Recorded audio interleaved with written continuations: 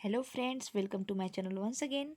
Friends, जैसा कि मैंने अपने पिछले वीडियो में the fundamental unit of life के बारे में बताया था और उसमें मैंने अपने टॉपिक कोशिका को पढ़ाया था और मैं इस टॉपिक में लेके आई हूँ कोशिका के ही और अगले कुछ टॉपिक्स के बारे में, उसके कोशिकांगों के बारे में और एक कोश के जीव कुछ होते हैं उनके बारे में।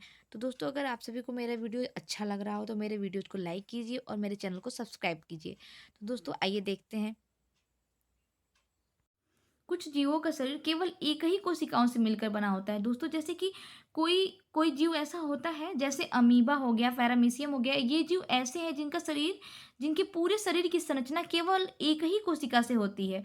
और कुछ जीव ऐसे भी होते हैं, जैसे पादप हो गए, जैसे जंतु हो गए। उनका शरीर बहुकोशिकीय कोशिकाओं से मिलकर बना होता है। बहुत सारी कोशिकाओं का समायोजन होता है उनके बनने में, ठीक है। यद्यपि कुछ जीव एक कोशिकीय होते हैं तो कुछ बहुकोशिकीय होते हैं। एक कोशिकीय में आप देख सकते हैं अमीबा, पैरामीशियम, क्लेमिडोमोनास हो गया, ठीक है। बहुकोशिकीय जीवों में अनेक कोशिकाएं समाहित होकर विभिन्न कार्यों को संपादित करती हैं, संपन्न करने में अंगों का निर्माण करती हैं। जैसे कि कई सारी कोशिकाएं मिलकर अंगों का निर्माण करती हैं। तो जो बहुकोशिकीय जीव होते हैं उनमें बहुत सारी कोशिकाएं मिलकर उन सभी कार्यों का संपादन करती हैं। जैसे बहुकोशिकीय जीव में हो गए फंजाई हो गए, पादप हो गए, जंतु हो गए। तो दोस्तों, एक डेफिनेशन हम यहाँ पे देख लेते हैं कोशिका का। कोशिका हमारे शरीर की संरचनात्मक एवं क्रियात्मक इकाई है। जो सेल है फ्रेंड्स, जो सेल है वो हमारे बॉडी की स्ट्रक्चरल और फंक्शनल यूनिट है। जो भी संरचनात्मक, यानी जिससे संरचना हमारी कोशिका की हुई है, हमारे शरीर की हुई है, वो संरचनात्मक इकाई है। और क्रियात्मक, यानी जो भी फंक्शनल यूनिट है, हमारे शरीर में कार्य करने की जो भी एबिलिटी है, वो कोशिका के द्वारा ही होती है। कुछ कोशिकाएं अपना आकार बदलती रहती हैं, जैसे अमीबा। कुछ कोशिकाएं ऐसी होती हैं दोस्तों, जैसे कि अमीबा एक कोशिकीय जीव जो है वो अपना आकार बदलते रहता है। आप देखेंगे कि वो कुछ समय पहले, 1 मिनट में आप सबको दिखा रही हूँ। दोस्तों, जो एक कोशिकीय जो अमीबा है, ये अमीबा ऐसे कुछ आकृति में होता है। मैं आप लोगों को रफली डायग्राम इधर बना के दिखाई हूँ। तो जो अभी ये कुछ समय पहले ऐसे था और फिर कुछ समय बाद आप देखेंगे कि इसकी इसकी आकृति बदल जाती है, थोड़ा सा परिवर्तन हो जाता है। वो ऐसे भी हो सकता है या फिर इससे भी बदलता रहता है। वो अपना नियमित रूप से अपने शरीर को परिवर्तित करता रहता है, अपने शरीर की आकृति को परिवर्तित करता रहता है। और कुछ जीवों में कोशिका का आकार लगभग स्थिर रहता है और कुछ जीव ऐसे होते हैं जिनमें उनकी कोशिका का आकार कभी परिवर्तित नहीं होता है, वो लगभग स्थिर रहता है, ठीक है।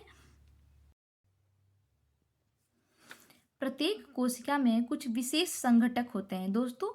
प्रत्येक कोशिका में कुछ विशेष संघटक या घटक होते हैं जिन्हें कोशिकांग कहते हैं। अर्थात इसको आप 2 भागों में बांट के देख लीजिए। कोशिका के अंग यानी कोशिकांग, जो भी कोशिका के अंग पाए जाते हैं जिनसे मिलकर कोशिका एक संगठित रूप में आती है, उसे कोशिकांग कहते हैं।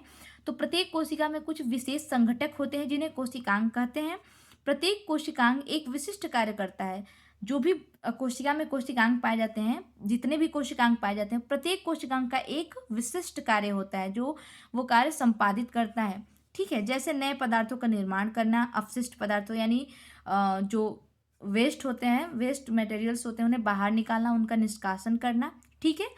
कोशिकांग के कारण ही कोशिका जीवित रहती है। जो हमारे बॉडी में कोशिकाएं होती हैं, उनमें अगर कोशिकांग नहीं पाया जाए तो कोशिका जीवित नहीं रहेंगी। कोशिकांगों के कारण ही कोशिका जीवित रहती हैं और अपने सभी कार्यों का संपादन करती हैं।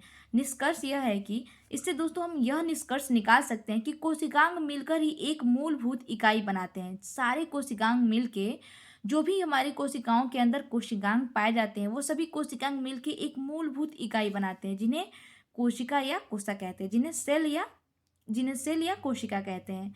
यह जीवों के शरीर की संरचना की सबसे मूलभूत या छोटी इकाई होती है। जैसे मैंने ऊपर वाले डेफिनेशन में बता दिया आप सभी को कि कोशिका हमारे शरीर की संरचनात्मक एवं क्रियात्मक इकाई है। जो भी है हमारे शरीर की स्ट्रक्चरल और फंक्शनल यूनिट है।